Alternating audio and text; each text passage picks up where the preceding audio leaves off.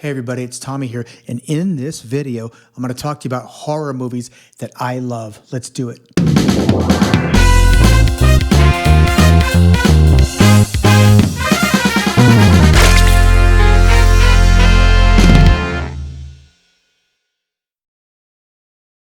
I'm excited to tell you about some of these because some you've heard of for sure, but some you haven't heard of. These horror films, ones that kind of come in out of nowhere and they don't get a big release. They're not really well advertised, and yet they're awesome, They just kind of slip through the cracks as far as, major releases from studios. The first film is The Last Will and Testament of Rosalind Lee. This movie is one of my favorites. I bought it. I have it on DVD. It came out of the woodwork. I had never heard of it. It got a small release. What they did with it was just phenomenal. I'm going to set the scene, but I'm not going to ruin it for you. I'm going to give you a little tidbit to describe what the film is about, and I'll leave out all the crazy stuff. This guy inherits a property from his mom who's passed. So the film is about him going to that house and looking through all her stuff. This woman was a really religious woman, and throughout the house she had a ton of religious symbolism all over the place. And so the film is him finding this, that, and the other while he's going through her stuff. Check it out for sure. The Last Will and Testament of Rosalind Lee. House of a Thousand Corpses. I love Rob Zombie. He directed it. It's so great, so scary and weird, but really, really funny too. It's awesome.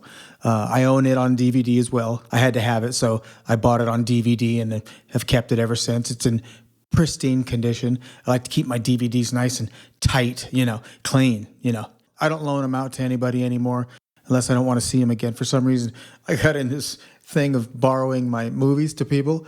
I would never get them back. I don't know why. It was nothing nefarious. They just go down this black hole of indifference whenever I loan my films to someone. So maybe they're telling me something, but I think I wore out the first one. So I think I bought a second one, maybe a third. I don't know. This film is killer.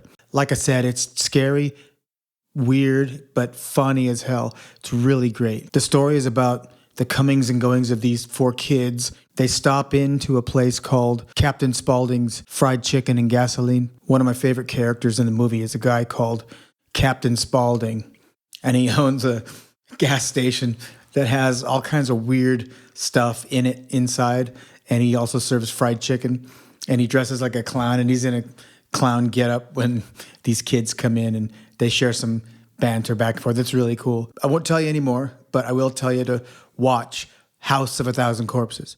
It's kick-ass. I own it on DVD. I had to have it. Must be good. I can't loan it to you, though, because I'll never get it back. Fire in the Sky. This is an alien abduction film, and it's really cool. It's based on a true story, and, the standard fare where the spaceship lands and takes somebody aboard the craft, and this film is about that.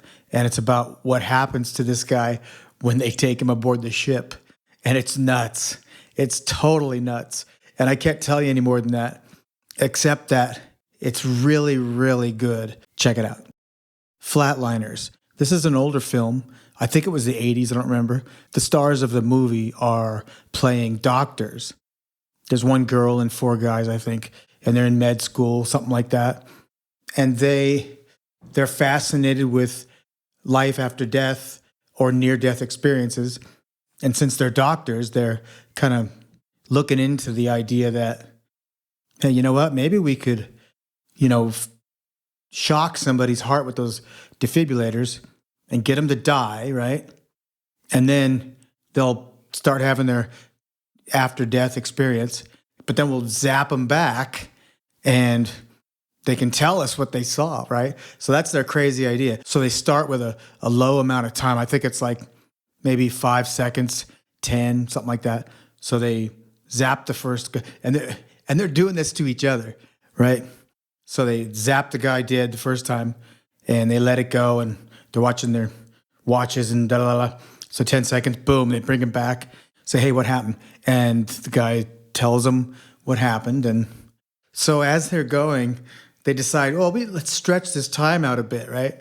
So it gets higher and higher, longer and longer, that they leave the person dead. And one of the characters is obsessed with getting a really long amount of time. And he's like going against the others in his dangerousness. They're trying to pull him back, say, you can't go that long, da, da, da, da. And he's like, no, just a couple of seconds longer, da, da, da.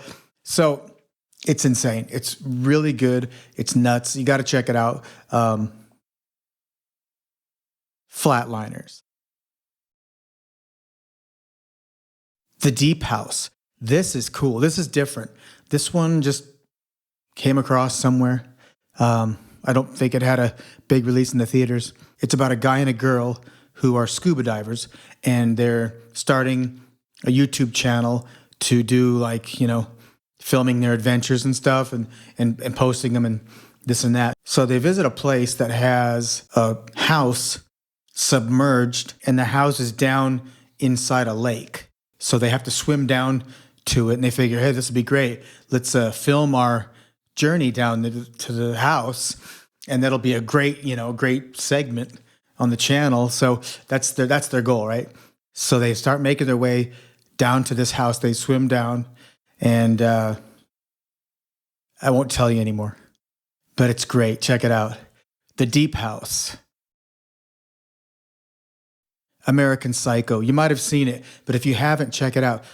It's really brutal, pretty violent, but it's also really, really funny.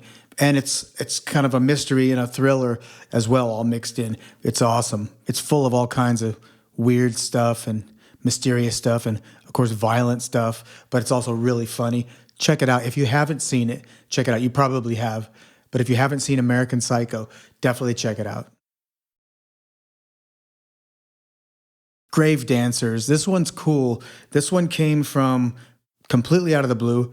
I'm not even sure what kind of release it had in the theaters, but it has some themes that you might be used to, going to drink in a cemetery and da-da-da-da.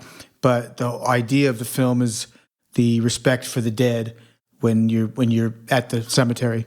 I don't know how to say it without ruining it, so I'm just going to say that it's really cool and scary and odd and different. So check out Grave Dancers. This one's kind of hard to find, but definitely check out Grave Dancers. The Hitcher. They've made a remake, so that's not the one I'm talking about. The one I'm talking about, The Hitcher, is the one with Rutger Hauer. Make sure it's the one with Rutger Hauer. It's about a kid who has to drive a car across country for this guy. He hires him. He's going to fly out, pick up this dude's car, and drive it across country for him. So the film is about his trials and tribulations of driving across the country. And while he's doing this, he encounters a real freak. You got to check it out. I'll leave it at that. If you might have seen one, then it's probably the remake, but this is the original. Anyway, whatever. Check it out. Burnt Offerings. This is one from the 70s, late 70s. This is the one with Karen Black and Oliver Reed. The premise is this couple who have a kid are going to go to this mansion. It's a really old one, and they're going to rent it for 3 months in the summer. So they go up to look at it. They say, how much is the rent going to be? And they say $900, and they go, oh, wow, for the whole summer. And they go, oh. So they go there, and the guy's mom is actually played by Bette Davis. She's in it. She plays the grandma. She's really great. So they go in, they get settled, and the house has its own spirit. And so as they're spending time there in the summer, things start to change in the house and the people. You have to see the transformation of the people in the movie as it goes. And I'll just say that the house definitely has its own spirit and its own energy, and it's alive. Hard to tell you anymore without screwing it up. But Bette Davis is cool, and the whole cast is great. It's different. If you like the spills and chills right out of the gate, then this one's probably a little slow, but it's still really good and creepy. It's got a really creepy atmosphere. So check out Burnt Offerings. The Sentinel. This is not the one with Michael Douglas. This is from the 70s again. This one is like 77. maybe. And this woman is moving into a high rise in New York. She's going to rent it. And she has the real estate lady come and show it to her. So we go there with them. We watch them do this. And the real estate lady is played by Ava Gardner, which is kind of neat. They're looking around at the place and she asks the landlady, who else lives here? And she says, just the priest on the very top floor. But he's quiet. You never hear from him. He's like completely no problem. So she's like, okay, cool. So she takes it. She moves in. As she's getting settled in, she starts meeting some of her neighbors. They come by and say hi, and they're all kind of weird, you know. She meets like 3 different sets of neighbors throughout the course of the first part of the film.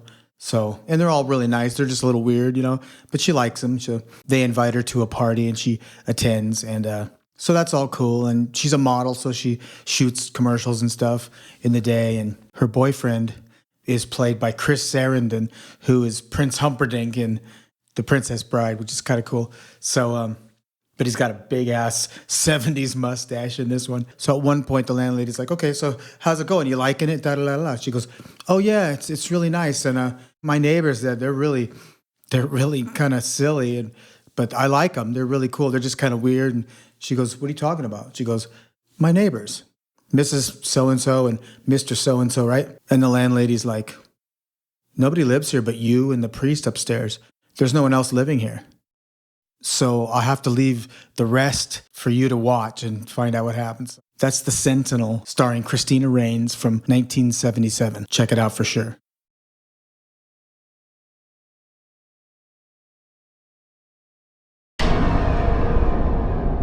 The Exorcist III. This is a movie that has 1 foot here, 1 foot there. The author of the book Legion was William Peter Blatty. William Peter Blatty is the one who wrote the original Exorcist book and subsequent screenplay with William Friedkin. The story goes that he wrote the book Legion. He wanted to make it into a movie. He went to Morgan Creek, the film company, and said, yeah, I want to do this. And they're like, okay, cool. So they were going to make Legion. The story's apparently not much different from Exorcist III. Somewhere along the lines when they're making this, the studio said, hey, let's call it Exorcist III and we could really jack up the release, you know, this and that. It'd be better for business. And he was against it at first, supposedly, but he was like, okay, yeah, cool, we'll call it that. Because Exorcist II and Exorcist IV, there's actually 2 different number 4s. And Exorcist II, they're not real good. The first one, which I'm going to go over at another time, and Exorcist III are. Well, Exorcist III had so much to prove, you know, because Exorcist II was so poor and did so poorly that, you know, it's like now, all right, another Exorcist, huh? I'm going to check it out. So anyway, it came out. It's killer. It's really good. It's got a lot of really scary stuff in it, really good story, a lot of good dialogue.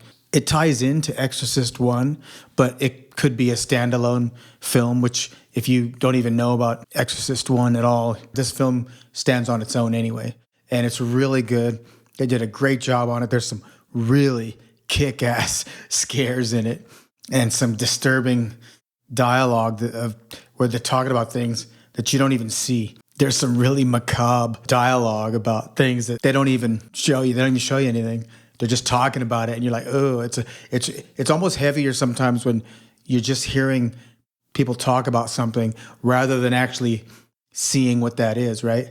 So anyway, really cool. Definitely worth the watch. Exorcist III.